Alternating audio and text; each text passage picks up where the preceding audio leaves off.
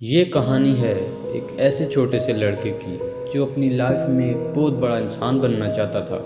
اس کا خواب تھا کہ میں شہر کا سب سے امیر انسان بنوں گا۔ آہستہ آہستہ وہ بڑا ہوا اور اپنی کمپنی کھول لی اور وہ کمپنی بہت پروفٹ میں گئی۔ آہستہ آہستہ اس نے اور پروفٹ کمایا اور کچھ ہی سالوں بعد وہ بن گیا اس شہر کا سب سے بڑا آدمی۔ لیکن کہتے ہیں نا، ہر سکسیس کے بعد فیلئر تو آتا ہی ہے۔ اڑنے میں برائی نہیں، آپ بھی اڑیں، لیکن اتنا ہی جہاں سے زمین صاف صاف نظر آئے۔ آہستہ آہستہ وہ کمپنی بہت لاس میں گئی اور کچھ ہی دنوں میں اسے وہ کمپنی بند کرنا پڑی۔ اس کے اوپر لاکھوں قرض آ چکا تھا اور اس کا مائنڈ پوری طرح سے ڈپریشن میں چلا گیا تھا۔ اس نے اپنے آپ کو ایک کمرے میں بند کر لیا۔ اس کے گھر پر روز کوئی نہ کوئی آتا اور اپنا قرض مانگتا۔ یہ سب سے پریشان ہو کر اس نے سوچ لیا، میری ساری پریشانیوں کی جڑ میری زندگی ہے۔ اگر میں اسے ختم کر دوں تو میری ساری پرابلمز ختم ہو جائیں گی۔ یہ سوچ کر وہ پارک میں گیا اور پارک میں بیٹھا رہا اور وہ رو رہا تھا۔ تبھی اس کے پاس ایک بوڑھا انسان آ کر بیٹھ گیا اور اس سے پوچھنے لگا کہ تم کیوں رو رہے ہو؟ کیا تمہیں کوئی پریشانی ہے؟ اس لڑکے نے کہا، مجھے کوئی پریشانی نہیں ہے، تم میری کوئی مدد نہیں کر سکتے، تم مجھے پریشان مت کرو اور جاؤ یہاں سے۔ بوڑھے آدمی نے پھر پوچھا کہ کوئی تو پریشانی ہے، ہو سکتا ہے میں تمہاری مدد کر سکوں۔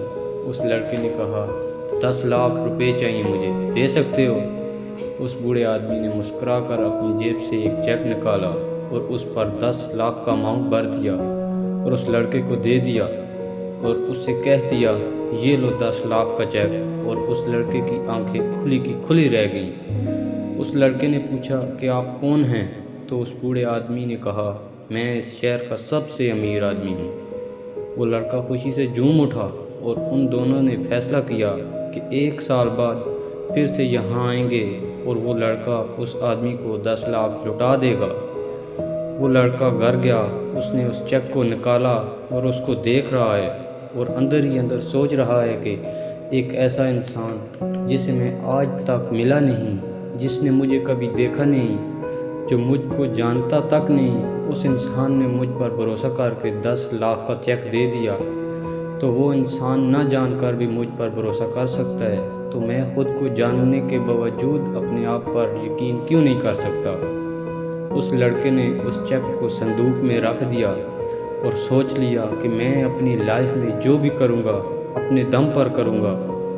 اس چیک کا یوز میں اپنی لائف میں کہیں نہیں کروں گا۔ اور پورے بھروسے کے ساتھ اس نے پھر سے کام شروع کر دیا، پھر سے کام کرنے لگا اور کرتے کرتے پھر سے ایک کمپنی کھڑی کر دی اور پھر اس کمپنی کو بنا لیا اپنے شہر کی سب سے بڑی کمپنی۔ 1 سال گزر گیا تو انہوں نے ایک وعدہ کیا تھا کہ وہ دونوں 1 سال بعد پارک میں آئیں گے۔ وہ لڑکا وہاں پارک میں بیٹھا اس بوڑھے انسان کا انتظار کر رہا تھا۔ 2 گھنٹے تک بیٹھا، 3 گھنٹے تک بیٹھا، لیکن وہ انسان نہیں آیا۔ اور کچھ دیر بعد وہ بوڑھا آدمی اس لڑکے کو دور سے دکھا اور جیسے جیسے پاس آئے وہ لڑکا بہت زیادہ ایکسائٹڈ ہو گیا، یہ بتانے کے لیے کہ میں نے اس چیک کا یوز نہیں کیا، اس کے باوجود میں نے بہت بڑی کمپنی کھڑی کر دی۔ اور وہ جیسے ہی پاس آئے کچھ آدمیوں نے اسے پکڑ لیا اور انہیں پکڑ کر ایمبولینس میں بٹھا دیا۔